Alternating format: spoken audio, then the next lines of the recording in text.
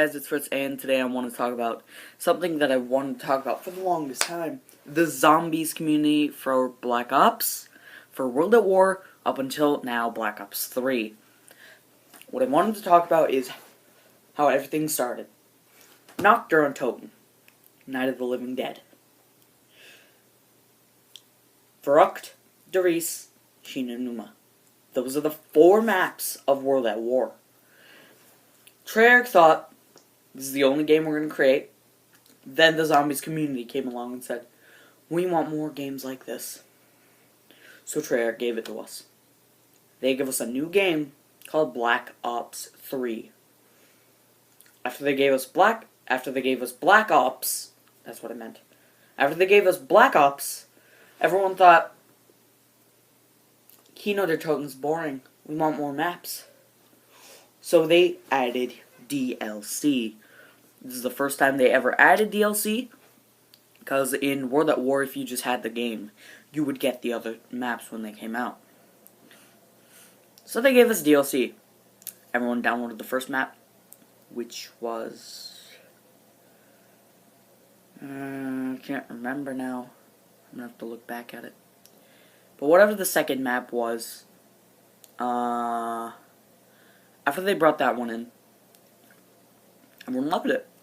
They said, we want more. So they gave us more. They gave us the next map in the series, the next map in the series, and the next map in the series. Eventually we got to Moon. No one was expecting to blow up the Earth. Nobody was expecting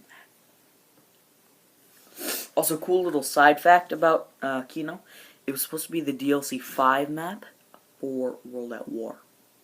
They took it out, put it on Next Gen, 360, and gave us Black Ops. Black Ops 2. They bring us into a continuation of the zombie storyline with new characters. They gave us Treyacrch. And they gave us Darius,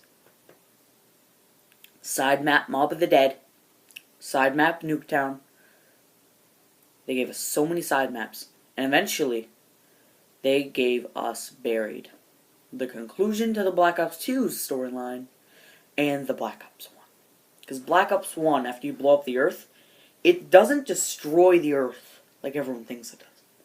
It actually bursts lava onto the surface, giving us Black Ops 2's Transit.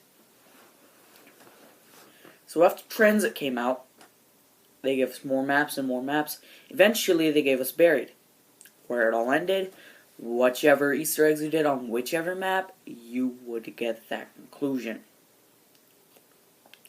Then they gave us Origins.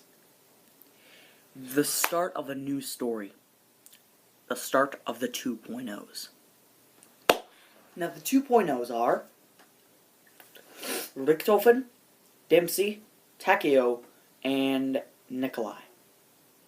But they are opposite versions of themselves from the Black Ops 1 and 2 storyline. Richtofen is not Nazi because Origins takes place in World War I, not World War II where the Nazis came along. Now for those of you who have played Black Ops 3, you may be asking, then how is the Giant and him being in it? How is the Giant there? Why is Richtofen wearing a Nazi hat when they kill him? That's a simple answer. After Richtofen 2.0 kills his 1.0 self, the timeline breaks into 2 parts. One, where World War II, which is what it originally was, kept on going. And because Richtofen 2.0 killed his 1.0 self, the Richtofen 2.0 became the 1.0 of that universe. He broke the timeline and made, instead of Darius being World War II, Darius 1.0 into World War I. Splitting that timeline and then giving us their Eisendrache, where they had to kill the 1.0 Dempsey who was being sent to the moon. The timeline, this is where the timeline really broke. Because Richtofen had to pretend he was 1.0 Richtofen. But he wanted to destroy the moon as his 2.0 self. What he basically did is said, "Yes, Dr. Gloff, I'm here. And yes, we are still bringing the test subject to the moon." What he wanted to do was shoot down the test subject and bring him back down to Earth. That's what he did. This is where people get confused. How did he do that if Griffin Station isn't supposed to be there because it was World War I in Reese? That is a very simple question to answer. World War I broke. Remember, in Reese, it broke into World War I, not World War II anymore. And they gave us that. Alright. Simple as that. Eventually, they gave us the next map. Zetsubo no Shima. World War I is ongoing in this time, not World War II, because they use planes in this map. The thing is, those planes aren't from where they should be. The planes aren't supposed to be going over Zetsubo no Shima. They're supposed to be in Origins. You know how some of those planes that you see just blink in and out of existence in Origins? Like, you see it one moment, and then it disappears the next? Because of the Agarthan portal in the sky? That Agarthan portal snaps them into a new timeline. That portal snaps them from here, in Origins, into Zetsubo, and then snaps them out. The next thing I want to point out is Treyacrch, Zetsubo, and Shadows of Evil. The things I want to point out in this map, and it's only one thing, is the Mob of the Dead plane. In Treyacrch, you can see it, and then it flashes out. You can only see this from the starting room at the beginning of the game, but you have to pay attention because it's in the top right corner of your screen when you walk around to that one window on the right side of the first gondola. Then you can see it. Then it blinks out of existence. What I want to show you is Mob of the Dead here. Alright? They just built a plane, and you know the white flash that happens on your screen sometimes? When you, well, all the time, when you crash, pretty much. And that white flash. Just insane. That white flash comes from, Mob of the Dead. And you know how it lasts like half a second in Mob of the Dead time? It doesn't last half a second. That flash lasts half a second for you. But on the other maps, it lasts for a long time. We learn this from Richtofen in Shadows of Evil at the end of the Easter egg when he comes to collect the summoning key. He says, "My time here is very short. I will see you all, and thank you for collecting the summoning key for me. Goodbye." And he takes off with the summoning key through the portal again.